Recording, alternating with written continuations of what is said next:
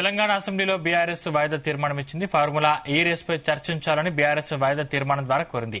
దీంతో చర్చ కోసం పట్టుబట్టునున్నారు బీఆర్ఎస్ ఎమ్మెల్యేలు. మరోవైపు అసెంబ్లీ భూభారతి బిల్లుపై చర్చించి ఆమోదం తెలపాలని ప్రభుత్వం కోరింది. అనంతరం రైతు భరోసా విధి విధానాలపై సభలో స్వల్పకాలిక చర్చ జరగనుంది.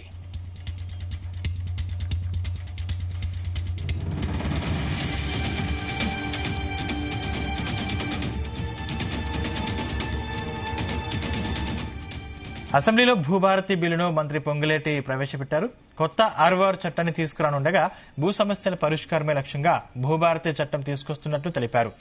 బీఆర్ఎస్ పాలనలో పేదల భూములు దోచుకున్నారని ఆయన ఆరోపించారు. కొత్త చట్టం అమల్లోకి వచ్చాక ఆ భూములను వెనక్కి తీసుకుంటామన్నారు మంత్రి పొంగులేటి.